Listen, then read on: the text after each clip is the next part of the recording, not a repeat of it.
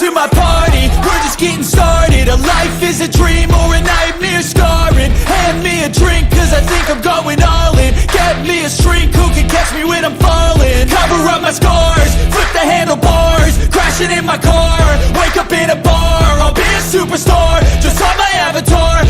Alright, cool. Welcome to another episode of Frustration Notebook. Episode Christmas special. Christmas! I am Our Banjo. first remote, by the way. Oh, yes, it's a new thing for us, so we're trying this out. Doing the Home Alone thing here. Marv? Well, I'm doing Kevin. No, you're when he's I dead. got it. You're the old guy shoveling snow. I could be that. Yeah, the shoveler. I did throw the hat on afterwards, yeah. I could be Cousin Eddie, too, but you kind of got that going on. Well, I like this hat. I don't have a Santa hat big enough for me. I don't know where it's at. I don't have a Santa hat, period. I had one. Oh. So, And then Katrina's with us. yeah, I'm Ben. Well, I Banjo. wasn't going to just skip Benny, so. I'm Ben. Yeah. Welcome to the Christmas special. Lots to talk about today. It's going to be a great episode. Great premiere remote episode as well. It's going to go perfectly. And we got Katrina. So- Welcome, Katrina. All right, so Katrina coming at you like a hurricane, obviously. And I run the Facebook page for the Frustration Notebook on Facebook, obviously. If you will, just join us. You can post anonymously. It's like a digital Frustration Notebook. Also, I would like to say we do have our very first sponsor. Where's It's the called clap? BAMF. Where's the clap button? Yay! It's BAMF Design Studios. We're going to link it in the description. They have provided us with actual frustration notebooks. Great. And Look at to that. kind of like keep it alive. So they did say that they could also make them for the hose draggers, aka fire people. Do we have any fire? Firemen. If you're a fire person of fire, then comment. Or ex-fire person. Or ex-fire person. Or both. You could have been. What's the other one they call the public service or public? Is that what it is? Where they did The both. fires or the Oh, yeah. Public service. yeah, like North Myrtle Beach has. Public yeah. safety. Public safety. Public safety, yeah. Fair. But they sent us 3 so that each of us That have a Is notebook. Yeah. amazing. So what does BAMF do? What's the kind of stuff that they do? So we're gonna link their link tree so you can see their shop and stuff. But any type of they can create anything you want, like notebooks, designs, just any creative thing that you might need, logos, whatever. So yeah. Is it mostly just on notepads, or they do like can I put my mom's face on a towel? Or You coffee can- mug? Yep. Or a coffee mug. They could work it out for you. So Very Yeah. nice. Very nice. And we're very appreciative at the Yes. fine folks over there. That is amazing. Thank you. Today, no video. We normally review a video, but we won't be doing a video today just because of the remote complications. Maybe in the future we get this remote thing down. No, because of the Christmas special, not because we're stupid and don't know how remote works. Well, that we'll go with that then. It's we'll not go, so we'll go much that we're stupid. It's just that it Boomers. takes time. Well, I am very surprised that we even see you tonight, Banjo. So am I. So am I. Because I'm amazed I was able to set this up and get this thing working. You did good. Yeah, it's like I give myself a round of applause, but I There don't know we where go. that button's at. I don't know where that button's at. Don't that would be tacky, cousin Eddie. But we kind of wanted to start off with, I guess, just frustrations that are in the top 10 frustrations in police departments. At least that we feel is possibly, our top 10 frustrations. Or, if you got some you want to share later, or maybe we'll do another top 10 later, because I'm sure that it's more than just what we're experiencing. And one, I would go with staffing and manpower. Is my number one, or Well, at least you what start with number one, or you start with number 10? Well, I was counting down to 10. Okay, number 10 then. Like, Either way you want to look at it. Start with the least of all of them. yeah. Bottom of the Gotta build list. up. Well, I wrote the list. I'm old. I wrote the list backwards. So, boom, manpower. because that's not my I biggest see. frustration. Yeah. So you, So my so you're number one. is your Okay. number 10. Actually, number 10. Wait, so Yeah. this is I've never heard of anybody doing it this way. So your Let's go number with number 10. one It's- reason it's is actually number 10. Yes, Yes. correct. Let's just move on. Nobody. We'll does go number that. 10. No, you can't. I- Don't just well, I gloss la- over. This is weird. I labeled it wrong. Okay, I got you. I was wondering because I was like, "That's your biggest deal," but I Yeah. got No, you it's not my. because I would 'cause, you know- actually say the other way. Yeah. So number 10. Okay. Number 10, staffing and man. I mean, it's always.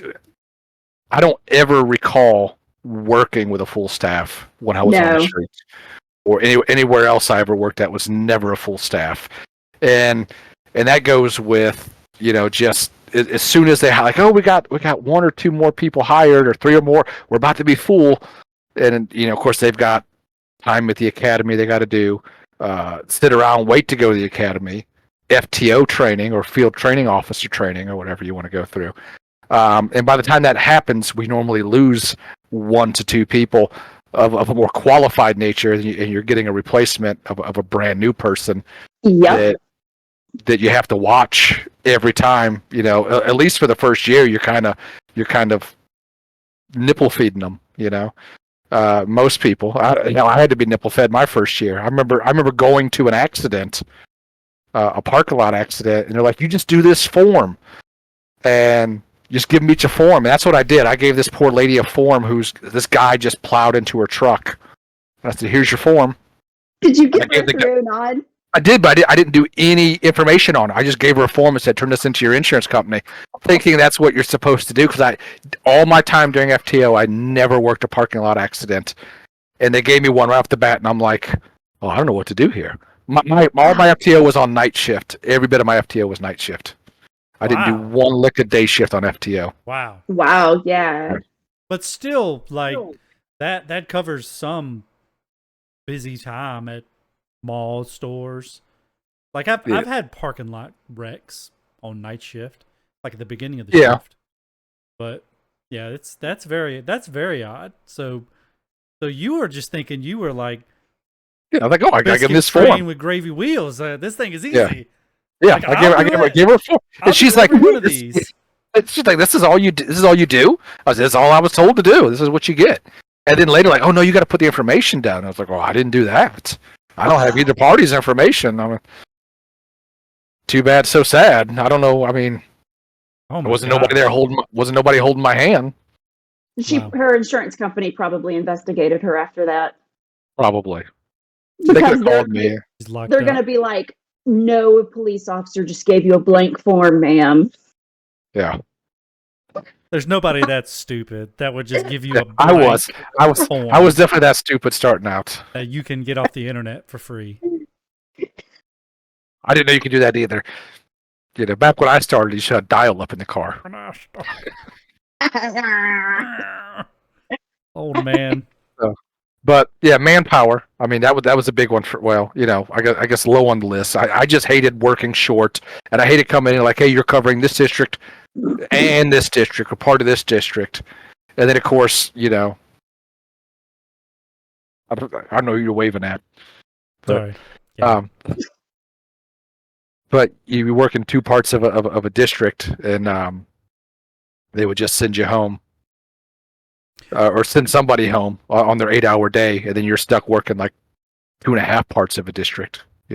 I would say probably one of the I guess not highlights, but I don't know, you would say like blessings or like lucked out on was Right. we not until really the end that I was really affected by manpower. We pretty much had manpower up until like my last couple of years on patrol is really when it started being skimpy. Weren't and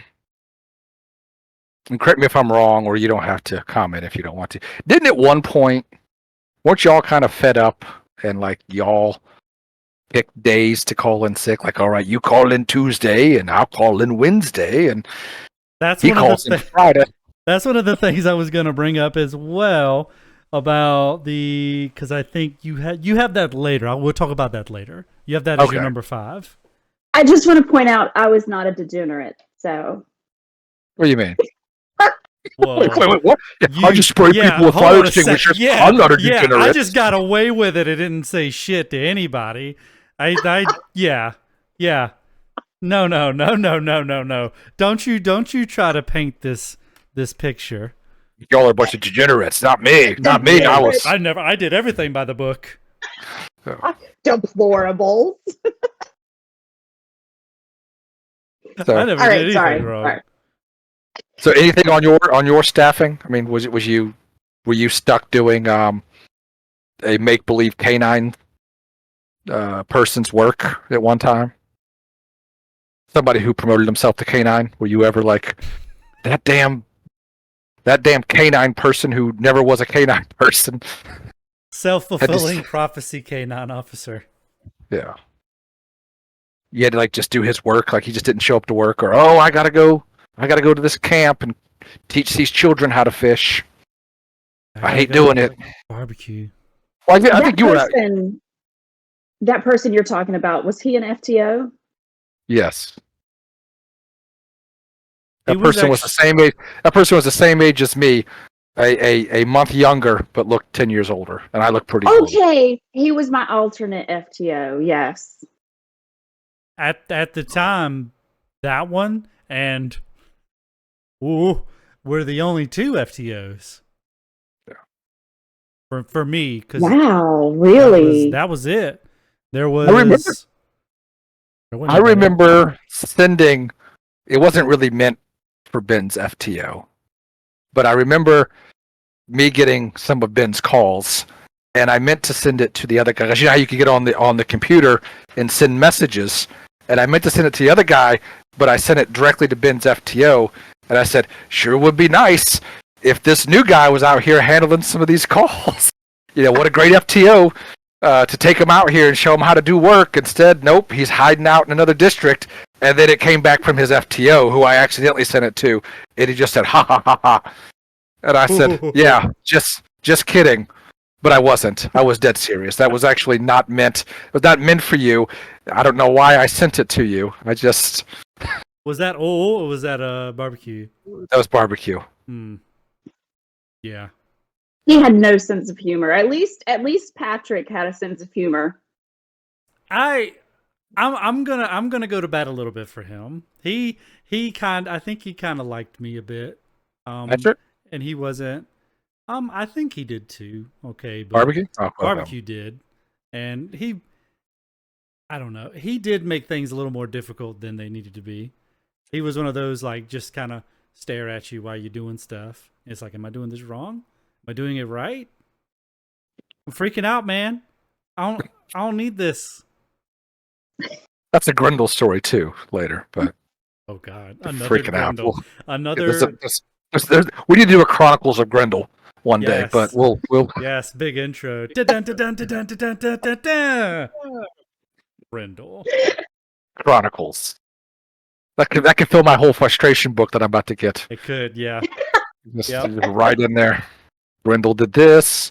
Grendel did this. Grendel, you know, like one of those books where things are carved into it. Yes. Dinkle, like this guy, man. Yeah. Finkel is Einhorn.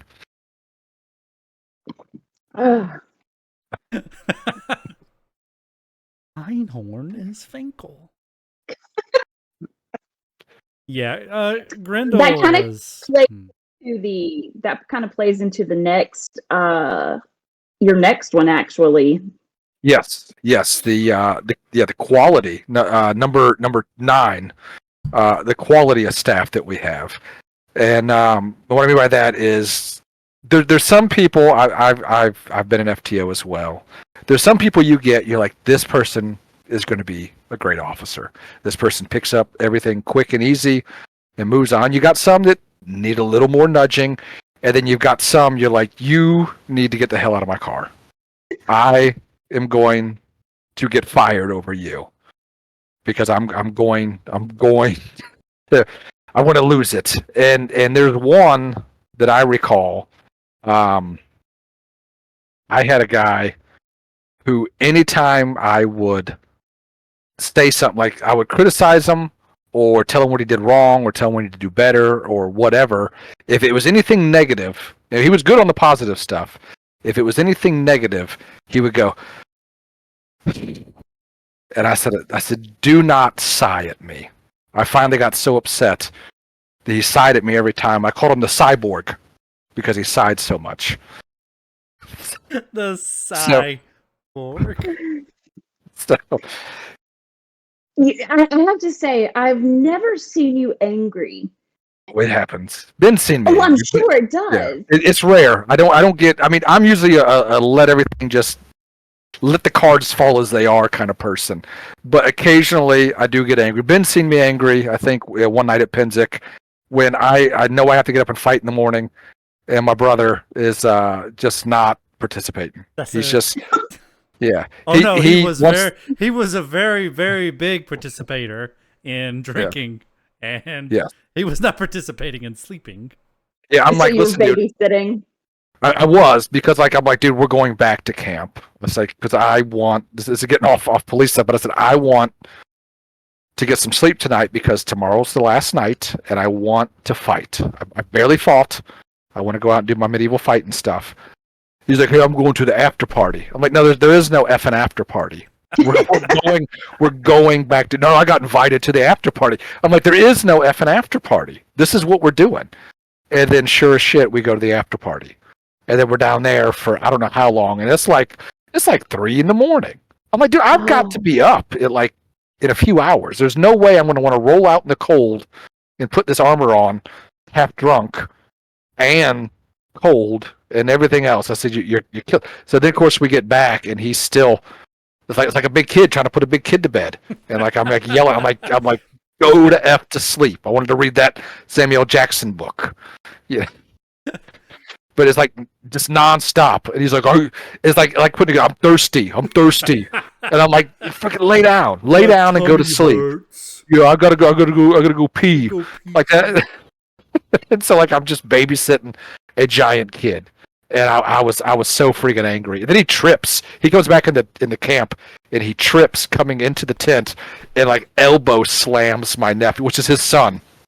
Just right down on him on the cot, and it folds. It hits him so hard it folds, and my nephew just goes, "Whoa," like he raises up, and then my brother's laughing, and he's like, "I'm like, what the hell happened?" "Oh, I don't know." I said, "Get in bed," like that, like a parent. I'm like, "Get in the bed and lay down and shut the hell up," And Are you all sleeping in one tent? Yeah, we had this. All of Yeah, them? yeah, we had this big barracks tent we were sleeping in. So I'm yelling at him to get to his cot and go to sleep. I thought. And then, of course, Go ahead. of course, then he falls asleep with combos in his mouth. He's eating combos, and of course he falls asleep. And in the morning he's like, "What am I eating?" He had a combo in his mouth for 5 hours. That is disgusting. It's like, combos. Yeah, but go ahead. You were gonna say you thought what? I was gonna say that I thought you were going to the Penzic, and I was like, "Yep, I know this one." And then I forgot about that one, but I was thinking the put a fucking shirt on. The shirt story. Yeah, that too. We really do need a Penzic. We do. special. Yeah. We'll get to Penzic. There was a guy. So we take turns cooking. One day out the week, we had a big enough group then that me and Ben and my brother had we picked one night and we're cooking, and this guy come over without is in our group, and he never wore a shirt. Never wore a shirt. Wore pajama pants. Never a shirt. So he comes over, and he's a little on the hairy side, in this area, and he's also got a beard. And he's like, "Hey, can I help?" And I'm deep frying, mind you, and I'm trying to be nice. And I'm like, no. I said, I've got 400-degree oil over here. This isn't what you want to be without a shirt on. You need to go over there because things are popping and you're going to feel this. And of course I'm taking stuff out with the spoon. He's like, right there, can I help? I'm like, dude, get out of the way. I'm going to brand you. I'm going to brand you with this freaking scooper I'm taking these freaking onion rings out of the hot oil with. And he's right there again. He's like, "Hey, what can I do?" And I lost it. I said, "You can go put a effing shirt on. Is what you can do." Like that. And I point, and then like my brother like looks like his eyes get real big, and like he walks off. And my brother's like, "I think he heard you." I was like, "I hope he heard me because I was talking right to him." I said, "I don't want chest hair in my onion rings." Just furious about it. And then from then on out, I didn't know I couldn't remember what his name was, so I started calling him Shirts because he never wore one. I'm like, "There's old Shirts over there." Plural. But that's the only day that he did wear a shirt was that day that I yelled at him, and he wore it only for a few hours. Just a So little while.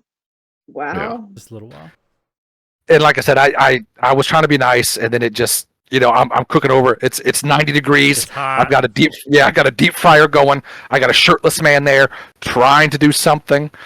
Deep fryer. It's a huge cast iron wok filled with grease. That's what the deep fryer is. Over an open campfire. It's not even. That's not safe. It's not. That's not safe. Oh no, we've called it on fire before. We've had a roaring fire. Churro Nova. Yeah, we're making We churros. can't go into Pinsick. We can't go into this rabbit hole. No, we can't. We gotta go back on keep track. doing this all night. We're gonna have a Pinsick episode behind the We paywall. will, Behind the paywall. Chat. Yeah. Behind the paywall, yes. But what we are? Oh yeah, quality of staff. And so the cyborg. So the cyborg decides like he doesn't want to listen to me. And you would know, like in the car, if you were in the car with a hidden camera, if he's sitting next to me driving, anytime he would do something stupid, I would sit in my seat and I would just look at him like this, and he would know that he's effing up. So I told him one time, I said, we're on a 4-lane road. I said, "Hey, do a U-turn." I said, get in the 0 lane to the middle lane. Do a U-turn here. Well, he pulls right into a driveway, and I go, "What the F are you doing?" And he goes, "What?" I said, "I didn't tell you to turn into a driveway to turn around. I said, do a U-turn." And I snapped. I was like, "Don't you effing sigh at me." Like, and he goes, "I don't see what the difference is." I said, "The difference is now you have to back out into 4 lanes of traffic when you could have easily gotten the middle lane and only had 2 lanes of traffic to deal with when you turned around." I said, "I'm not telling you to do stuff just to be a jerk. I'm telling you to do it for the right reason, and you need to listen." So finally, I'm like, "You gotta get out of my car." And then like he still, he would still talk to me, and then I told him, I said, "I don't know why you talk to me, because I put in for you to be fired. You should hate my guts. I put in for you to be fired." And then like a year later, he's like, "No, I understand. I really needed to be fired back then. I was really stupid." So at least he's grown. That within a year, he had grown a little bit to understand that he really was stupid. But still employed. But he was still employed. Yeah. They wouldn't get rid of him. They just passed him on to somebody else. And could they afford to? No, and that's where a lot of the quality comes from. You can't. Yeah. It's like you're taking scraps now. Back in the day, it'd probably be like stormtroopers. Everybody was uniformed and right weight, right height, and athletic. Now you're getting, because nobody wants to do it. Nobody wants to do the job anymore. So you don't have people that are applying that are of quality, or so you get what you get, and then you have to make it work. And the worst, I mean, you have to, like smaller departments. Yeah, and that's the thing. You have to rely. One of the scary things is knowing your own quality of how you do things or whatever, or how you would treat a dangerous scenario or a crazy scenario or whatever. You have to rely on that person you're training, knowing that they've been screwing up all through FTO, and you put in for them to be fired, and they didn't fire them, or whatever. You have to rely on that person now on the street, because now that's your backup, and you're like, I have zero trust in that person. Yep. Because I had him for 6 weeks or 8 weeks, or in my case 4 or 5 months. He wasn't picking it up. And I'm like, I don't trust this person at all. I don't think they're a nice person, but I don't always need nice on the street. I need somebody, who's going to competent. Yeah. Mm-hmm. Is going to step up and make the right decision when the right decision needs to be made. Yeah. Yeah. And that's a big one. That probably should be further further up on the list. How you want to look at it. I think you got me so confused with the numbering now. Nobody does that. But yeah, it's a you have to keep taking less and less quality because anybody's got sense is gonna look at this job at how it's reflected in every aspect of society as like it is just however awful, and they're gonna be like, I don't want to do that. I'll go work at Bojangles. But and that's the thing. I know that like when I started, I was probably greenhorn and idiot too. Like I said, giving out the accident form to a lady without any information on it. I'm sure somebody with experience looked at me like this guy's an idiot. You know what I'm saying?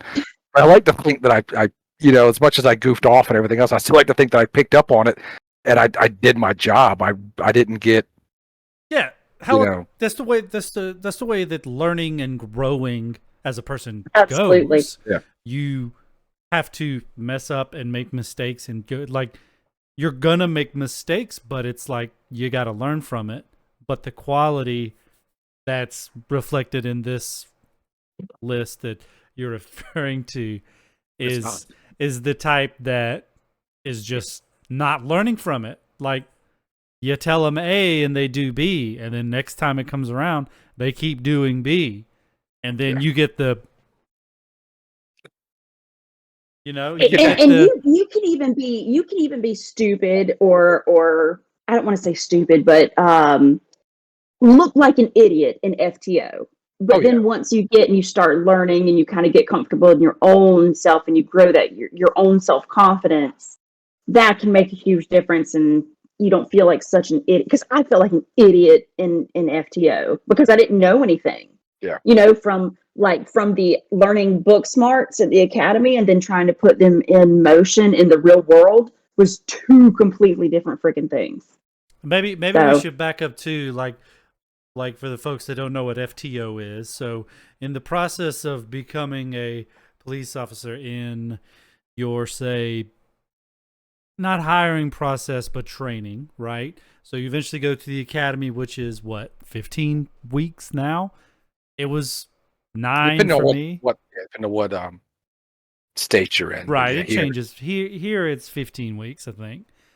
But then after that, you have like a shadowing, I guess is the best way to describe it, where you have a more experienced officer that's riding with you, that's telling you, okay, this is what you do, this is what you don't do, the on-the-job experience. And that typically lasts, what, 10 weeks? Yeah. If you're lucky, yeah. If everything goes smoothly, that's 10 more weeks on top of the 15 from somebody getting hired. Not to mention the time that they got after they got hired that they have to wait to go to the academy. So there's a huge, like, what would you say? I mean, it's like probably 6 months total. Best 6 months best case that you're going to have somebody who's what you call out on your own, right? Like, okay, Banjo is in this district, he's answering calls, he's good to go. Next. And that's what FTO is, field training officer. That's the one that's you're shadowing. And I would like to point out, you're only as good as your training officer when you first get out. Mm-hmm. So if you have a shitty training officer, you're going to have to learn that stuff on your own, like trial by fire type thing. And yeah, I mean that's it. I mean, that's the thing. That's where you get most your confidence is being on your own anyhow. Because you're on your own, you've got no one there to guide you. I mean, I don't know how many times I would call people on my shift right off the bat. I mean, I had everybody's number basically on speed dial. Yeah. And then you just start getting it like, okay, I got that on my own. I got that. And then amazing. I remember after like 3 or 4 years, you get a new person in and you felt like a veteran. I mean, they'd be asking you questions and you would just, I got it. I know the answer to that. I've done a million of those. Yeah. Uplifting. Oh yeah. 16, 13, 110. Yeah. That's the statute code. Yeah. That is the statute code. I've done so, well, at least in this state, I've done so many shopliftings in my career that I know that code by heart. Yeah, exactly. And and that's the time to mess up, right? Like that FTO is where you need to have your big boo-boos, your big, like, definitely. I just crashed in a ditch and now I'm continuing to go to the call on foot. type thing. That's a Grendel story. That's a Grendel story. Another Grendel story. But Yeah. but then some people make those mistakes when they're out on their own. Yes. That wasn't even in FT. That was on his own. You're right. But yeah, the quality of the people that they get is just, and it's like, and then you got to feel too for like the training officers that, well, like you, and then even like, you know, the actual training guy, who is saying this person needs to be like, no go, but then the higher ups are saying pass him. Yeah, we need bodies. They can't pass firearms. Make them pass. That is 100% an actual thing that's happened, where somebody, which I'm not the best shot, but I feel I could qualify blindfolded. It is not difficult. It's very static and it's not hard. But you have people that can't pass that. I'm sorry. Like the first like 8 rounds are just gimmies. All you have to do is pull out and shoot. Yeah, you're literally like 3 feet away. You send your arm, you're 2 feet away. Yeah, you send your arm, you're 2 feet away. Yeah. So, I mean, you have people that can't pass that, but then there being messages coming from above, make them pass. And it's like, you're riding so much on the fact of that doesn't happen here to pass this person and let them keep going along. Because if it does happen here, you got a department full of shitheads that don't know how to take their gun out of the holster. And I know I'm not ragging on you, but I know you did SROs. But oddly enough, that seems to be where the troublesome ones. A lot of times they would push them into the SRO program, and then you got to think like having kids. That's the person that's protecting my kids. You know, that's the scary part. Like, because this is the they're person just at a school. They're just walking around. Yeah. And it's not all. I mean, there are some great SROs, and I've known several, but most of the time, a big higher percentage of them are the ones that are A, at the school, or B, hanging around the courthouse, you know, or bailiffs or whatever. But I'm like, that's not good either. You know, just because they can't do something, don't give them an easier or a job that you think is going to be easier or safer for them. Because, I mean, I don't want that guy or girl protecting my child at school, knowing they can't hit a target from 3 feet away. Yep. Well, that's or like, they're. Go ahead. Well, I was going to say, or they're not competent enough to make legal decisions. That too. I mean, you know, you have to know the law and you have to know how to apply the law. And if you don't know what to do and then you just let that slide or, you know, don't acknowledge it or whatever, which I've seen. So it's just, you know, it can be bad every which way. Right. And going from the quality thing, like you had, and so quality with the SRO thing, you have somebody, and you probably, I think we've talked about it, Banjo, but there is a particular person that been in the schools since they were let loose on their own, right? Mm-hmm. Mm-hmm. Was there 9 years? I think so, yeah. Came out of the school, or no, it was probably like 7 years, right? It's probably like 7 years at this point. Could they get out of the school because they want to, you know, want to get promoted, whatever. They want to come back to the streets. Right. And they have to go back through FTO because they're messing up so much. And then the FTO person wants to fail them. Somebody who's been in the schools for years and years and years comes back to the streets and they can't do the streets job. Now, that same person gets a supervisor's position at another department after they leave. Because of the years of experience that he has. Years experience that they have. But it's not experience on the street. It's school. I went to the academy with this person. Yep. And I was baffled that they also made it through FTO. But first time or second time? first time. I didn't know they went a second time. I didn't know that. Yeah, they didn't pass the So- second time. But then that was And another did the like department let pass them 'em. go? We need them. Yeah, we need them. But that's the thing. So this person's been in the school, like you said, 7 years protecting kids, and you can't pass FTO. That's a serious red flag, and you need to step back, and look at what you're doing here and the risk that you're putting the department in, b the citizens in, and even Yeah. Because you are the first line of defense there. Yeah. I mean, even the best officer might be 5 minutes away still. Yeah, response time. Yeah. but yeah, supervisor at another place. Yeah. Who And else? that kind of, Insane. if you're done with that, we'll jump into the next one because it kind of segues in with it, Mhm. and that's training and or lack of it, or even the people who never show. I mean, there's times that you go to defensive tactics, and it's the same people who never showed defensive. I hurt my knee, or I bad back. Oh no, I don't do that. I don't do that. Hurts Yeah. my back. Yeah, and like, listen, we're all in this together. Yeah. Some of it's rough, Yeah. and as much as everyone like to give our training officer shit, he was that is Mr. Officer Safety. I mean, the stuff like he was dead on Yeah. accurate on things. Everyone Oh, thought, yeah. well, he takes a little far. Well, he just takes it serious, like extremely Yes. serious. And I mean, you can't fault a man for that. That's his job, and he took it 100%. Yeah. To what it should be. We're in there. We don't want to come to work and deal with that. I mean, we're here for training. Let's have a little fun with it. He really wasn't much about. Well, his fun was a different idea than ours. Yes. Yes.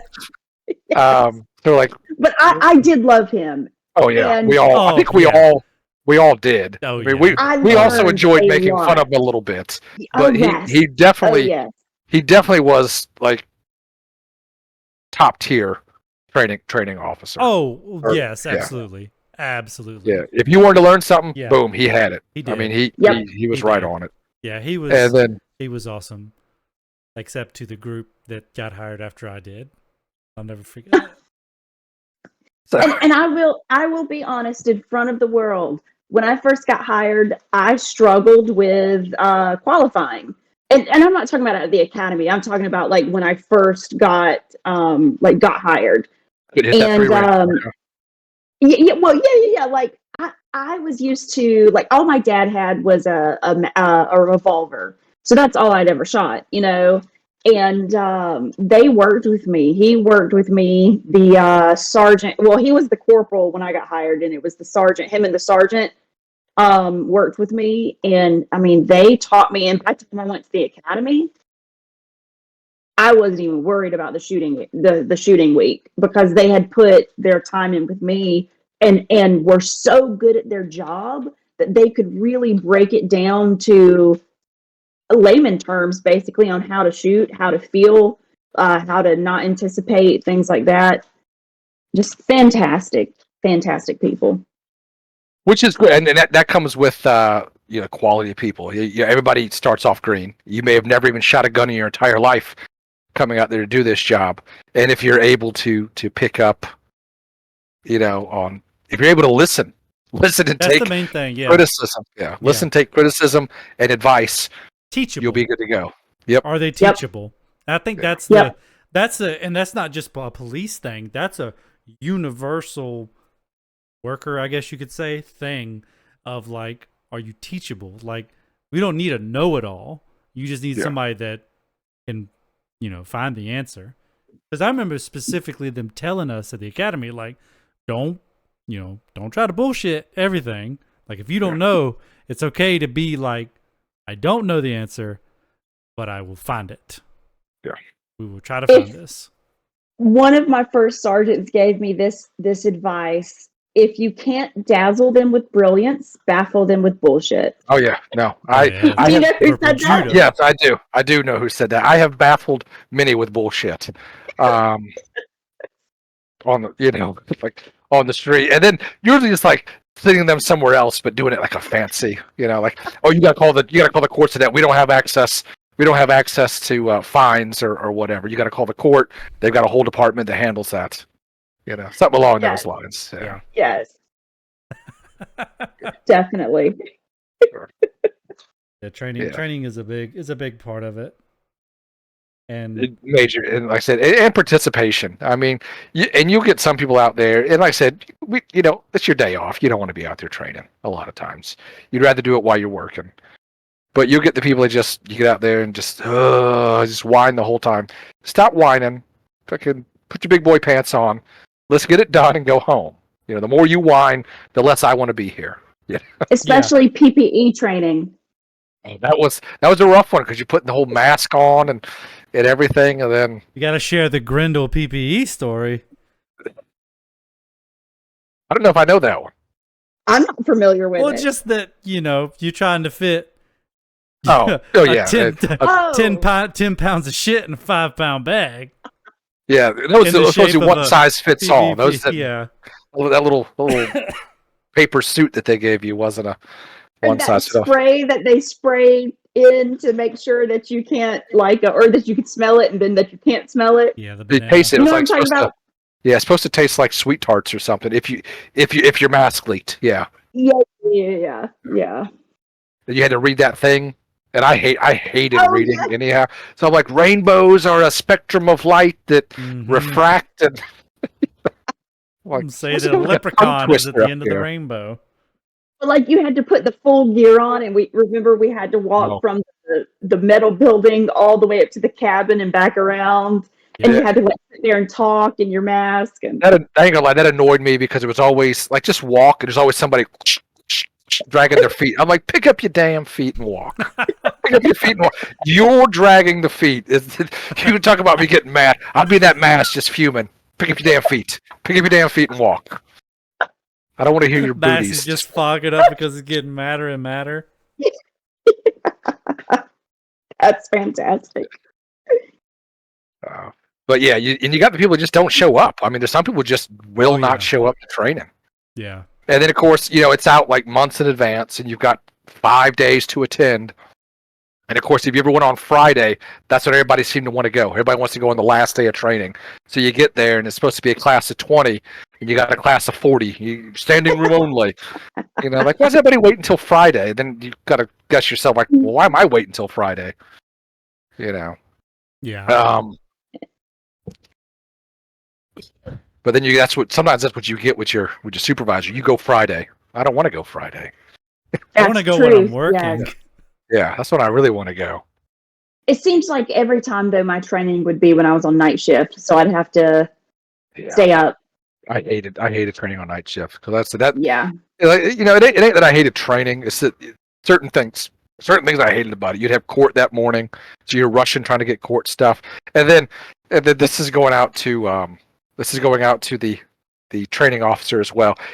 Heavens forbid if you were a minute late and you did not call, because he would lock the door, or you would knock and it would be like he'd peek. Can I help you? Yeah, Yes. I'm here for training. What time does training start? Like that. And I'm like, it starts at 8. What time is it? And I'm like, well, it's like 8:02 now. Like, shut the door, and I'm like, am I coming? And of course he would come in. Oh, trust me, I was late one time, was never late again. That was definitely, but I've witnessed it numerous times. Oh, and it was like, so and so wants to waste our time. You're giving a 5-minute speech. Yeah. He was 2 minutes late. Just please let him in, so we can move on. Let him in. Yes. You're And then of course wasting he'd more come time. in. He would bring him in, make him apologize, him or her apologize for class. You want to apologize for wasting everybody's time? Why lie? I'm not going to apologize though. Yeah. For wasting your time. But I tell you, it worked because, like I said, I was late one time. Was never late again. I think If that's I the was, idea. if you called him, he was great with it.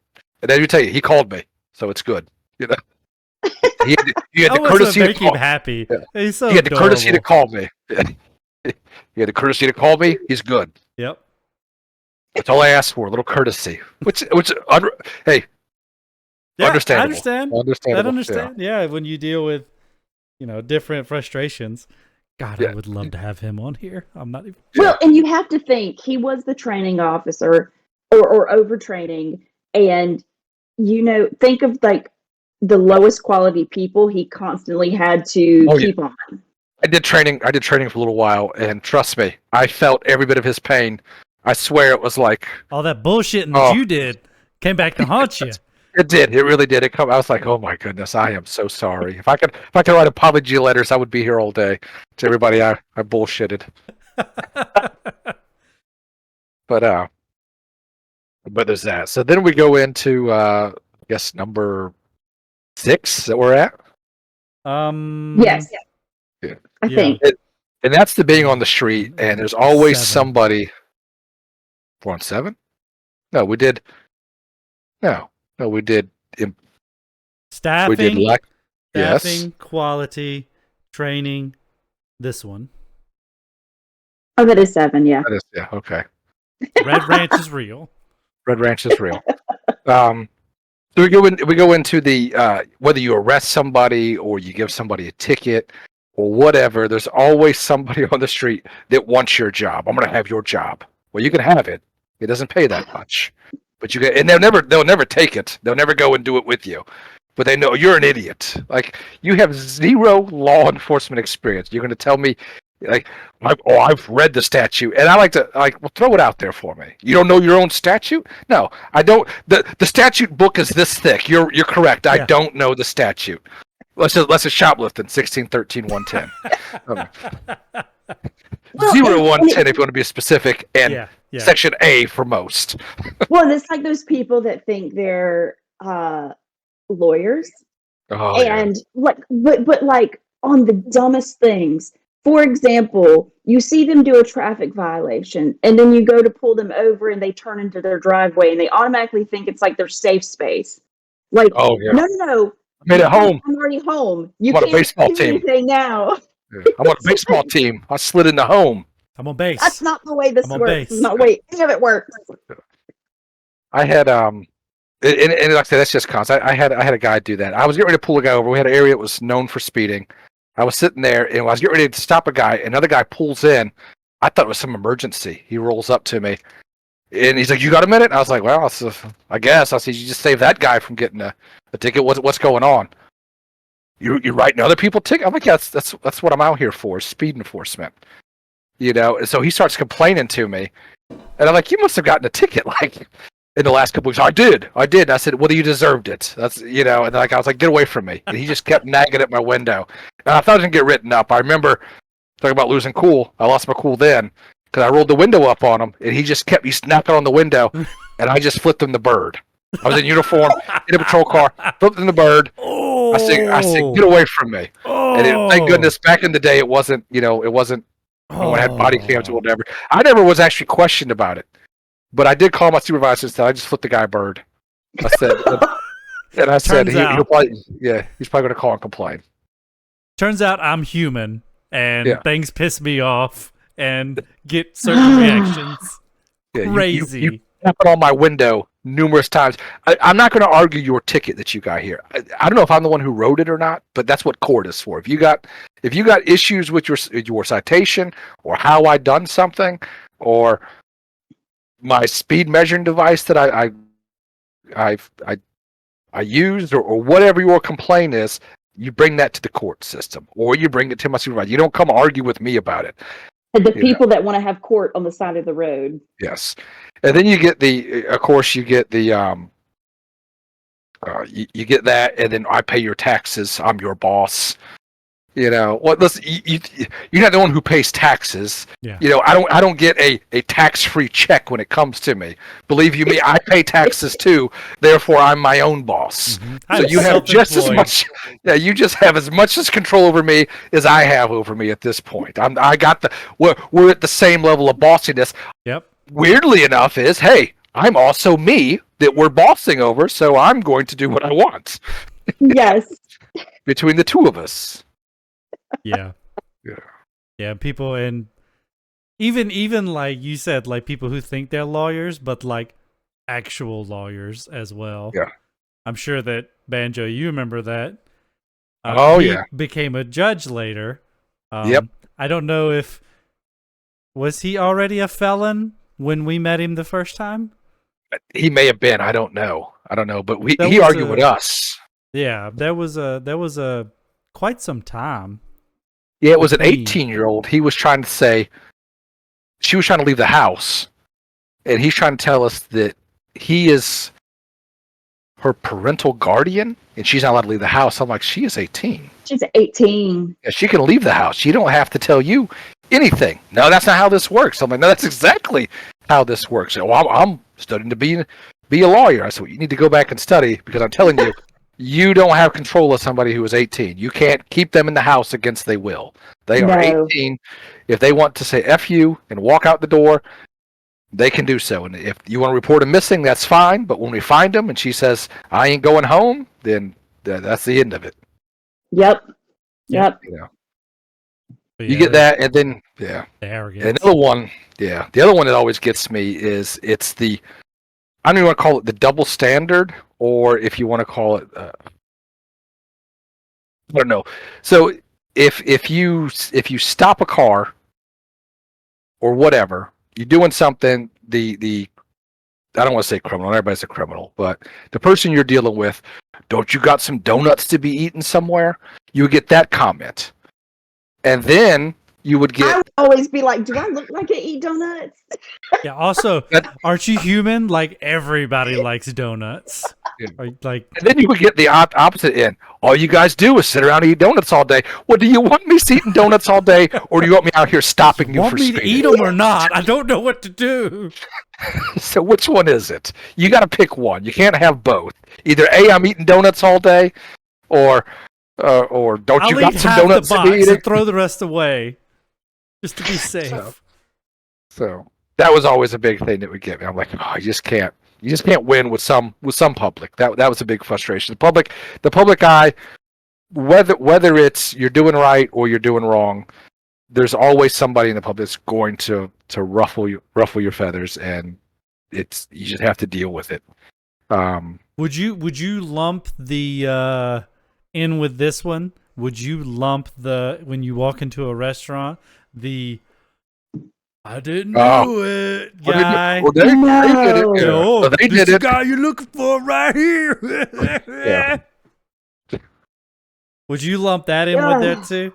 I Are those probably are would. those I just probably as would. bad That is as annoying. know it all Yeah. and argue? Or the That turning around with the handcuffs and then That and I don't know if you guys got this, but I would always get it. It never failed. As soon as I was able to grab some food, I'd pull into like a parking lot, try to eat it real fast, and I'd have my mouth full of burger right as someone pulls up and they're like, what are you doing? What's going on over here? Oh, And I'm yeah. like, I'm eating lunch is what's going on. Hamburglar's like, loose.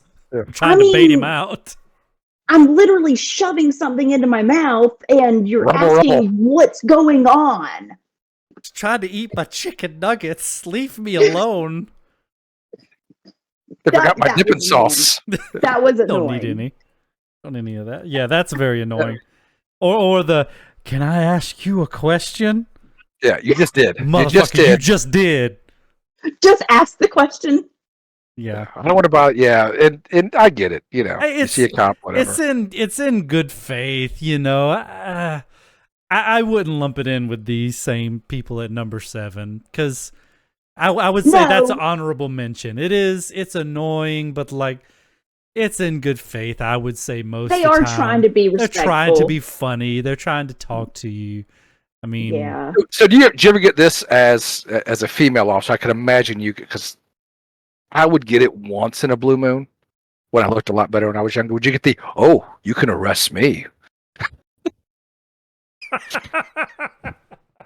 Yes. You got Yes. handcuffs? seductive. You Banjo. can arrest me any day. But then Yeah. when they'd actually start going to jail, then it's like, I'm a bitch and everything else. So, Mhm. So I would occasionally get that, and it was usually not to be mean. It was usually somebody Big double my weight limit. boxing. A few weight classes above your own. Like, ooh.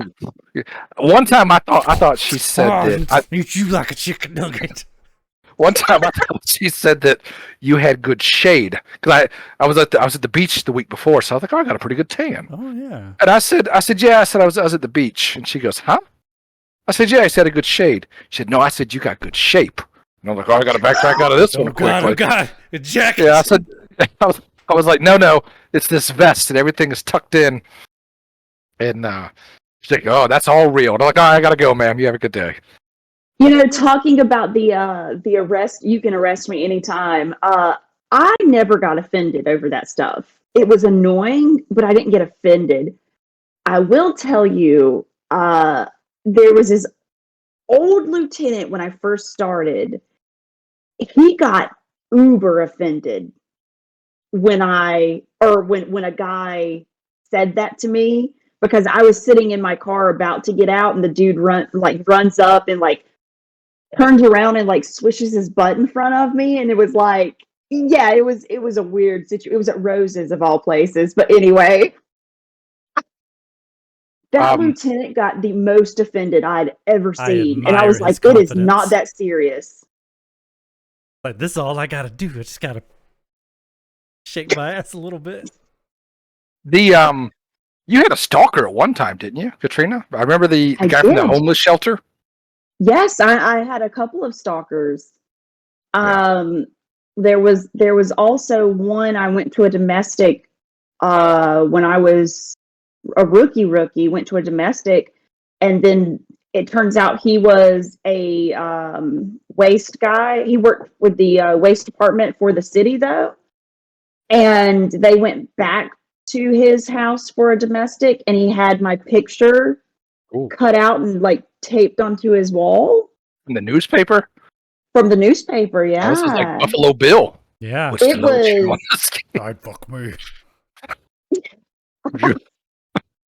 It was interesting, and they told me about it. I was like, oh, that's kind of creepy. Okay. Wow. Yeah. I kind of feel offended that it never happened to me. Never? Look at me. I had an Asian lady, and I have to throw this one out because I don't know. I was called a derogatory term, I believe. And I went to a domestic with an Asian lady, and she owned a nail salon. And I guess her husband had like 3 failed businesses. And so she's giving him the business out there in the parking lot, calling him a loser and all this. He's not touching my business. He's already had 3 failed. Of course, she's got the Asian accent and everything. And then and she looks at me and she goes, I should have listened to my mother and married a Westerner. And I said, okay. She goes, what about you, round eyes? Are you single? And I said, I think she just called me round eyes. I don't know how to feel about that. So I remember telling the other guy, I said, I've got pretty squinty eyes, I've always thought. And he said, for a round eyes, you do. Yeah. I was like, that was just weird. So for a while, I was being called round eyes at work. That's funny. I'm pretty sure that's kind of. It was kind of weird how it was done. It's a term of endearment. She was interested in round eyes, I guess. She was, well, you were the second choice at least, at best. I have a failed Asian husband. Let's go to next choice is round eyes. Yeah, round eyes that showed up here. Closest available round eyes. Yeah, what about you, round eyes? You single? It's like, no, ma'am, I'm not. I was just kind of like, just call me round eyes. I don't know, take offense to that or not. I'm really bad at business too. Pretty sure that's supposed to be a derogatory term. Most definitely, I would think so. Yeah, I don't know. I didn't really take offense to it. I was more baffled by it than anything. And I was like, she just called me round eyes. Yeah, like, what's her motive here? What is this? She trying to get on my good side? Yeah. And I said, I've got pretty squinty eyes. And that's what for round eyes you do. So, okay. I've always thought that, I didn't have big eyeballs for the most part. But whatever. Eyes. I can't hardly do that. I got squinty eyes too, so. Oh, So I'll look. I'll watch our episodes, and I'm like, oh my god! When I laugh, I look like I'm an anime person because my eyes kills me. We need to get you one of those vloggers. No idea what that is? Because you just gave me quick. Neither. Okay, never mind. I'll tell you later. Okay. It's an avatar basically that looks like as weeboo as you can possibly imagine. Oh. Well, okay, yeah. Show you some. We'll talk about that behind the paywall. Yeah. So move on to number 6, and that's time off. Requesting time off. Remember how it was like you have it in months in advance, and then it was still in the air. Like, oh, we don't know. Well, like, how are you not going to let me know if I have my time off 2 weeks before I have vacation? So, and then go ahead. One of my biggest, I'll go with my biggest on this one was I did that because I always did for Penzic, and we would do this particular year. We were leaving on a Friday, and I think I was working that Wednesday and Thursday. Right. So I put that shit in like months ahead of time. And then still months ahead of time, I changed it to add the Wednesday and Thursday off. So I added those 2 days. Like in January, we leave to Penzic in July. Yeah. And particular supervisor at the time, he decided, you always kept your sheets in the time book, right? Everybody had their leave slips in the front of the timesheet book. So that, hey, I want to have a day off. Let me make sure that like half the shift isn't taking it off before I even bother putting it in. That was the rationale behind it, right? Well, this supervisor, in his infinite wisdom, decided it was better if he took all of them out and just kept them in a little stash. Now, he did that. I put in my leave like I was supposed to months in advance. Came up. I know when I'm going to be off. Like, that's beyond my job. I've let y'all know when I'm gonna be off. Like, there's no reason I can't have it off. I'm not gonna be here. Like, this paper is just letting you know I'm not gonna be here. And it came time, it was like that Sunday or whatever before those 2 days. And he was like, well, I'll see you Wednesday. I was like, no, you won't. I put in. And it was like, oh, it was like this big thing. And basically it boiled down to I am 100% certain that he just lost my timesheet that I put in for those 2 days and then tried to make it. He straight up accused me of lying if I put in. Did you be real with me? And you're going to know what I'm talking about. Be real with me, man. Did you really put it in? Did you really put it in? I was like, yes, I did.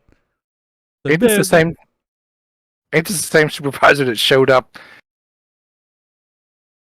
to your grandpa's funeral when you were there and had a card that he signed everybody's name on? Yep. Yeah, he clearly got from CVS on the way to the church, and just in the same handwriting, but like in different spots all on the card, just wrote everybody's name on it. Like Bob, Steve, Jen. Just wrote them on there and gave it to me. He all but went up to the casket and checked my granddaddy's pulse to make sure he was actually dead. Can you describe this person? Because I don't know who you're talking about. I will send what's their you. Nickname or... I will. No, I can't send you a message. Text. I'll send it. Yeah. But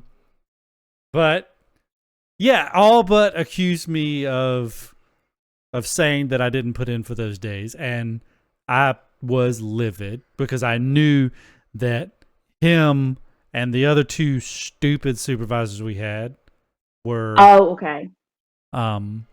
so inept they lost my time. They lost it because they decided to take it out of the freaking timesheet book and then accuse me of doing it. And then, man, I had to go to bat for you. I really went to bat for you on this one. I was like, no, whatever, dude. You lost it, and then you accused me of lying. It's my experiences from the police department that has made me like take a picture of everything I do. Oh yeah, you get really paranoid now. Like I feel like conspiracy theory, on everything now. I'm like, oh, I got a receipt. Let me file this receipt somewhere. Then they're going to think I didn't pay for my gasoline.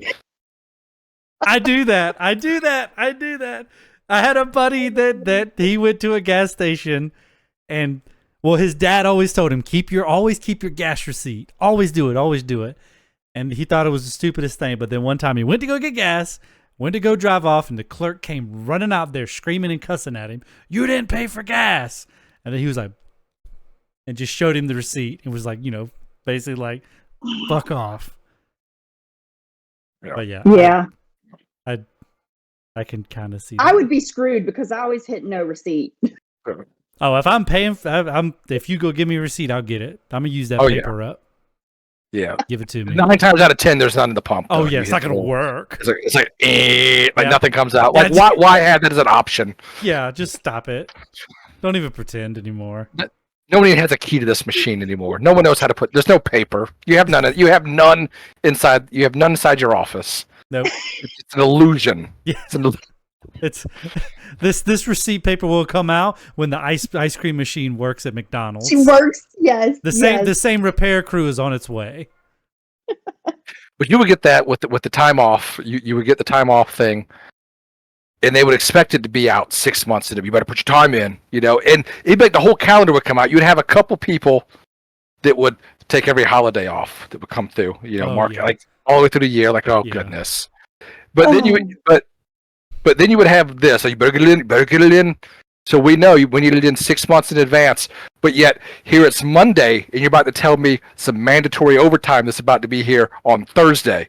Did you ain't even given me 2 weeks notice, and you expect me to go ahead and change my plans now to have to come in and work? Or, heavens forbid, a festival that's going on that you know about a year in advance, and you're going to wait until the last week to say, oh yeah, you're going to have to work that, and you're going to be sitting on this street, and you're going to be sitting in your car peeing in bottles because no one's going to come relieve you. It's not like that Bring would yourself ever a- happen. Bring yourself a couple more bottles because Katrina just now starting, and she's going to be walking around in plain clothes. Sitting in a float. But no, Should on we the walk around- other- You gotta wave like the queen. Yeah. To the peasants. But no, so circling back to what you alluded to on number 10. Yeah, 100%. And it was blatant as fuck. We would come in and we would be sitting. So we had what would you call it? Like the briefing room, Yes. desks set up long Yeah. ways. And then at the face of the desk would be the podium where supervisor would say the nonsense bullshit at the beginning of every shift that they're catching shit from their people. And then we would be sitting on both sides of the table all the way along this long desk, right? So we'd be facing each other like this, all along the desk, and then the person would be here, right? We were blatant as shit. We would just be looking right at each other in the middle of that person briefing us, and we just say, who's sick on Wednesday? It's like, was it Gary? No, Gary was Monday. Bob is Wednesday. Yeah, Bob gets it, and then I'll get Friday. Like we rotated our sick days because it was like, yeah, it's like the only way that you My could have shift off. was always short, so I don't think we could. We really were do short that. too. We were short too. Well then, You can only go to one call anyway, and you're there for 12 hours. I know. I will say, me and another officer got food poisoning at the same time on the shift. No. You ate Chinese food out the fridge. That wasn't that time. That 2-week-old Chinese food. Oh, it's still good. Still good. Oh, I'm like, nah, that's been in there like a while. I wouldn't eat that. Oh no, it's still good. Here, I Gone. was bored. Gone. That time, okay? Yeah, sick the next 2 weeks. I see a recurring issue, Miss Perfect Saint. Intentional food poisoning. And you No. accidentally poisoned your coworkers. I probably poisoned myself on that one. But no, it was ICB was my sergeant. Yes, yes. And me and the other officer, we didn't even eat at the same place, but I was puking and he was apparently on the opposite end at the same time, and we were already short, but we were like dragging ourselves to each call, like about to vomit and shit at the damn call. I'll take vomit over shit at a call any day. I If I agree. had to pick the evil, I agree. lesser of two evils, I'll be vomited out here. I don't want What to be. if you could clear your pants? We clearly change them. No, like open the firing gate, like drop. I don't want to. I don't want to be in a. I don't want to be in the yard doing it. Talking to somebody. Hold on a second. Yo, Magoya! Could you imagine? You talk about somebody. I pay your taxes. You're out here fertilizing this lawn. Returning the favor, buddy. Free service. Free service. But I got a bone to pick with that. Oh shit! You just said it, and I've already forgot it. Go. Taxes or the last minute. The last minute you have to work because we have this pop up. No, it was something to do with. Shit. I had a brain fart. Go ahead. I'll try to remember. Food poisoning. Oh, something with sick. People being sick. Shitting on the lawn? No, I've never done that. Yet. It's been a long time since I shit my pants. A very long time. That's a whole other podcast. We'll save that for. When's the last time that you pooped in your pants? I have a story about that. Let's not get into it. I don't That'd want be behind the paywall. too much information on y'all. I don't want to know about. Like I don't want to enjoy spaghetti with y'all naked. No, you would. I don't wanna know that the level last We're not on that level yet with Banjo. You would get a kick out of the story, but it's not this podcast story. We're not platinum level friendship with Banjo. Naked spaghetti. Who knows? Maybe one That's day. one of the Just benefits. spaghetti. One of the benefits of a platinum membership, a platinum friendship membership with Banjo, is you get to go to naked spaghetti night. $100 Patreon. You can sit at the table with me. I'll share my Right, meatballs with you. Right next to you with the noodles like slinging. Sloshing. Exactly. I'll share my meatballs with you. Grate cheese together. We grated cheese together. Like your feet. Ew, ew. Just the Enzik, dust. we'll go I back know, to that's Enzik again. Next. Next. So I think we're at number 5 now. Unless you have anything to add to the Oh, I remember. I remember what I there was we going to say. Okay. Y'all remember at the academy, right? What did they always harp on you about? Always bring your what? Your A game. If you don't bring your A game, if it's your B or C game, you just need to stay home, right? But heaven forbid, we got that speech all the time. I got that. If you're not 100%, you don't need to come to work because you always need to be your best when you are on. Yeah, shift. they would say that. They would say if you get the old hair stand in the back of your neck, you better call in sick. Better call in sick, right? Yeah, the old hair stand. If you're not feeling well, you don't need to come in work sick. But let your ass be sick and then call in. The fucking grief that you would get. Be like pulling teeth. It was worse when I was a SRO, a school resource officer, because apparently, even though I had 6 supervisors, none of them could manage a person to come and fill in for me, because I would say, "Hey, I'm sick today. You know, I can't get off the toilet." Well, do you have somebody to fill in at your school? No, that's why I have 6 supervisors over me, so that y'all can manage personnel. Or do I need to manage myself? I need to get a promotion for this, by the way. Like if I'm God managing forbid personnel. a supervisor do a little work, but a whole nother story. Yeah, if it's not giving you shit, then that's not a supervisor job in their eyes. Forget managing personnel or having people come, But yeah, I fucking hated that. That make sure that you're 100%. But then when you actually go and it's like, I really feel crappy today. But then if you're, hey, I'm sick, I feel terrible.